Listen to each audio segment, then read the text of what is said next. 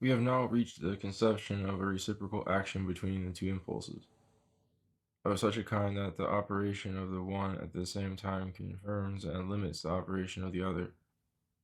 Each one severally reaches its highest manifestation precisely through the activity of the other. This reciprocal relation of both impulses is admittedly a problem of the reason, which a man will be able to solve fully only in the perfection of his being. It is in the truest sense of the term the idea of his humanity, and consequently something infinite to which he can approximate even nearer in the course of time, without ever reaching it. He should not strive for form at the expense of his reality, nor for reality at the expense of form. He should rather seek absolute being through determined being, and determined being through infinite being.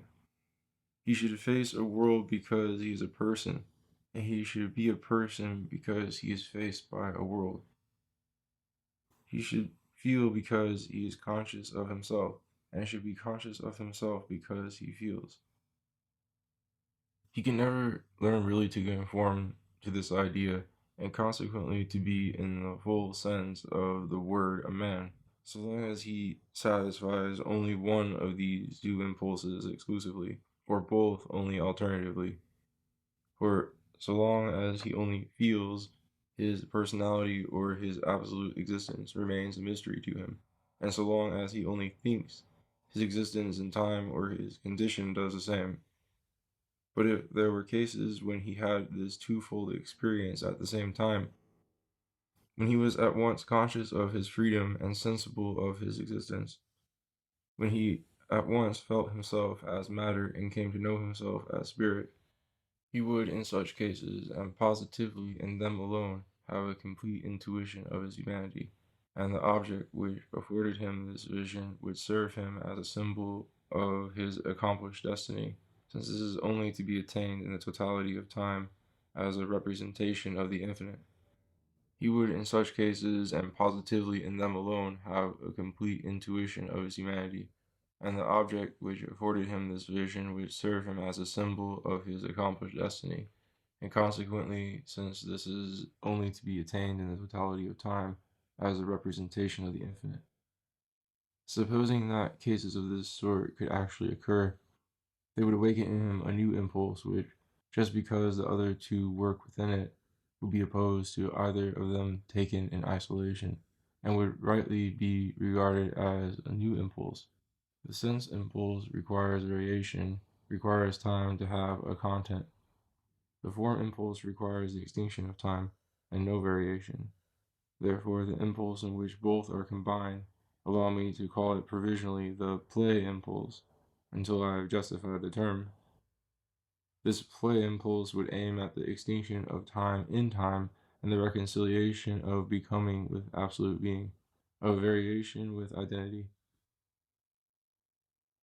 The sense impulse wants to be determined, to receive its object. The form impulse wants to determine for itself, to produce its object. So the play impulse will endeavor to receive as it would itself have produced, and to produce as the sense aspires to receive. The sense impulse excludes from its subject all spontaneity and freedom. The form impulse excludes all dependence, all passivity. But exclusion of freedom is physical, while exclusion of passivity is moral necessity.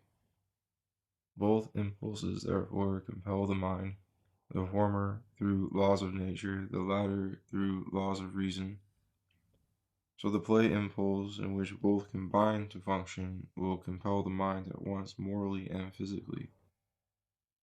It will, therefore, since it annuls all mere chance, annul all compulsion also, and set man free both physically and morally. When we embrace with passion someone who deserves our contempt, we feel painfully the compulsion of nature. When we are unfriendly disposed towards another who commands our respect, we feel painfully the compulsion of reason. But as soon as a man has at once enlisted our affection and gained our respect, both the constraint of feeling and the constraint of nature disappear, and we begin to love him. That is, to play at once with our affection and with our respect. Moreover, since the sense impulse sways us physically and the form impulse morally, the one leaves our formal and the other our material constitution contingent. That is to say, is fortuitous whether our happiness agrees with our perfection or the other way about. So the play impulse in which both operate in combination will at the same time make our formal and our material constitution, our perfection and our happiness contingent. It will therefore, just because it makes them both contingent, and because contingency vanishes with necessity, abolish the contingency in them both, and consequently bring form into the material and reality into the form, in proportion as it lessens the dynamic influence of the sensations and emotions. It will bring them in harmony with rational ideas, and in proportion as it deprives the laws of reason of their moral compulsion, it will reconcile them with the interests of the senses.